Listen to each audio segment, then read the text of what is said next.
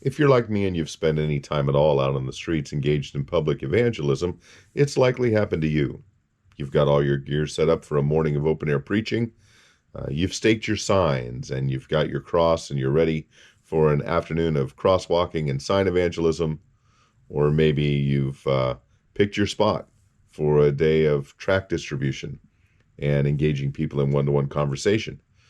And as you get started, before too long, someone approaches you claiming to be either a business owner or a property manager or a representative of a company of some kind, and they tell you that you can't do what you're doing where you're doing it. They assert that you're on private property, or that you're disturbing their business, or you're offending their customers, and they ask you to move along. Now, while certainly there are hills to die on when engaged in public evangelism, uh, hey, you could say whatever you want, but don't talk about Jesus here. Well, that's a hill to die on. Look, if you want to hold a sign, twirl a sign around advertising a pizza company, that's fine, but you're not holding any pictures of aborted babies around here. Well, that might be a hill to die on. Look, I don't want you talking to my customers on their way in or out of my business. That might be a hill to die on. A mistake, though, that many Christians make out on the streets is they fail to realize that not every hill is a hill to die on. They fail to realize that sometimes the right decision is to not die on a hill. Now, certainly, confrontations with a business owner or confrontations with the police while screaming tyranny will certainly get far more views on YouTube than a 30-minute exposition of a biblical text and the open-air proclamation of the gospel without incident. People love train wrecks. People love to watch fights. But is that why we're out there? Are we out there to win fights, or are we out there to win souls? A good street evangelist will know when not to die on a hill. So what I'd like to do in this brief video is give you an example of not dying on a hill, and then talk a little bit about it. But first, let me set the stage. It was just yesterday morning, Saturday morning, and I decided to go out to our local Costco and stand on a public area just off of their property. Where I am standing, there is a small concrete island dividing an entrance and an exit driveway. And in times past, the managers of Costco have told me, hey, where you're standing is public, so we can't ask you to move, but please don't block the driveways. Well, of course, I would never do that. But on this morning, I had one of my signs set up on what I believe was a public easement. What I mean by public easement is a grass or dirt area between a public sidewalk and a public street. Typically, in most areas, those areas are considered public easements. And so I had one of my A-frame signs, one of my free Bibles, stop for prayer signs set up on what I believed was a public easement. Before too long, I see two men, and they're quite a distance away. I couldn't tell if they were Costco employees or not. One of them was taking pictures. At the far end of the Costco property, I had a young couple from my church over there with signs, Matthew and Callie Lincoln, and they were holding up gospel signs at the other entrance exit to the Costco. So I gave Matt a quick call and said, hey, I don't know who these guys are, but they're taking pictures.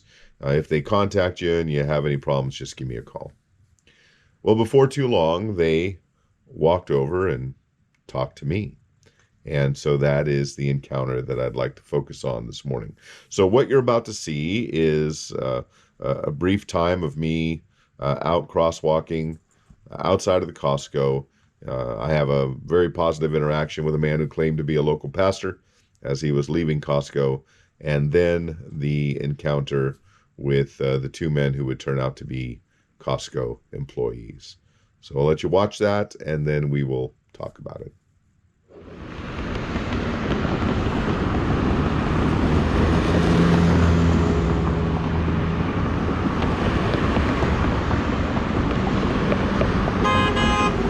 God bless you.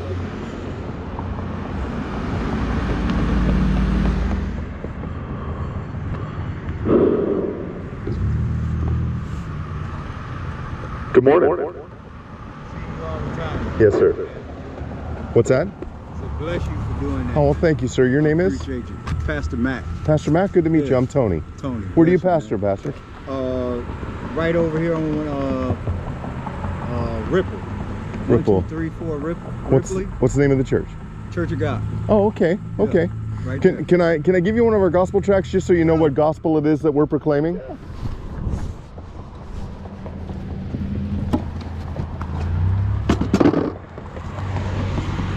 Just because I'm standing out here with a cross doesn't necessarily mean I know Christ. So I got I you. want you to know who it is Right. and the message that Right. it is that you're praying for. So, Right. That's right. but I appreciate your encouragement, Pastor. All good, man. God bless all you. Good.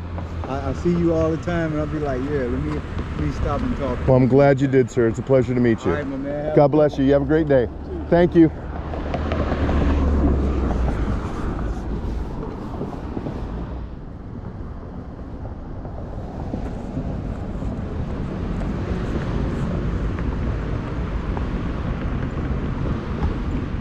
Hello. Good morning. How you doing? Good.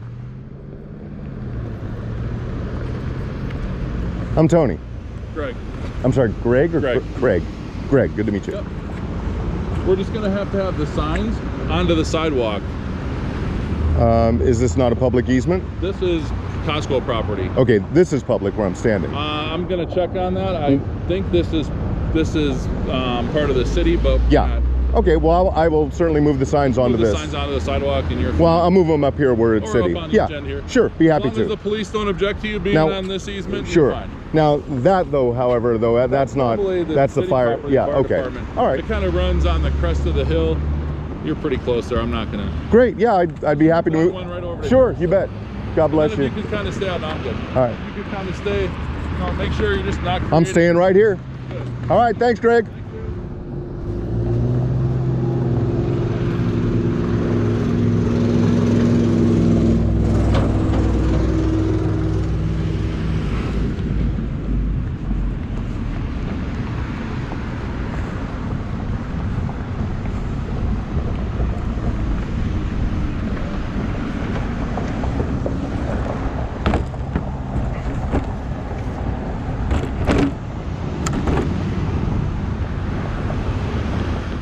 Well, there you have it. The dispute, if you could even call it that, was over that patch of grassy ground between the public sidewalk and the public street. I believe that to be a public easement. Those representing Costco believed it to be private property. Now I could have died on that hill. I could have said, look, I believe this is public. I'm going to leave my sign here. You could just go ahead and call the police. And the representatives from Costco probably would have obliged me and called the police. The police, receiving a call, they would have come and they would have tried to mediate this dispute. And maybe I would have won. Maybe the police officers would have agreed with me.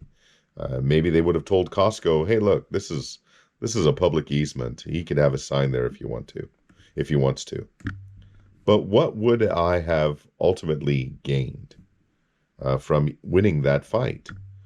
I think I would have stood to lose more than I would have gained by winning that fight. In this particular instance, based on these circumstances, I decided this was not a hill to die on. And by not dying on the hill, by simply acquiescing to Costco's request to move the sign from that patch of grass some 15, 20 feet to the small concrete island that is public property, I think I gained much more by doing that. One, what rapport I have with Costco, and granted, they don't want me there. They don't want me standing there waving at their customers while holding a 5.5 foot tall cross.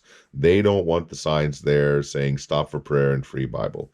They don't want me talking to their customers. They don't want me there. I understand that. So what rapport I might have with the management, I think might have increased by simply agreeing with them relatively quickly after a brief conversation to move the sign. It afforded me the opportunity to put the gospel into the hands of one of the two men that were there. And what did the Costco management not have to do? They didn't have to call the police. The police officers working patrol that day weren't pulled away from anything more important, weren't pulled away from simply patrolling the streets looking for crime to handle a go nowhere, nothing call. And so my rapport with the police in my area is intact. Look, they've been called other times, like out at the farmers market, and other times when I've been out doing ministry in town. Sometimes it's just not avoidable. Sometimes the police will be called when no one has contacted me, and so the police do get called to where I'm doing ministry from time to time. But my rapport is such with my local police that soon as they see it's me, everything de-escalates. I'm on a first name basis with some of the officers, and 9 times out of 10, if not 10 times out of 10, it's me handing them a gospel tract or shaking their hand and wishing them well, and them going on their way without them having to take any action at all. And so by not dying on the hill, by simply moving my sign 15 to 20 feet, I again am able to maintain what rapport I have with Costco management, and I didn't show myself to be a nuisance to my local police that day. And so the police were never called. The police never came. The Costco management never came back out to talk to me, and I was left alone for the next 2 or 3 hours to do my ministry just as I had planned to do it. So I hope you find this useful, and I hope you will consider when you are encountering business owners or property management or the local police that there are times when it is better not to die on a hill than to die on a hill.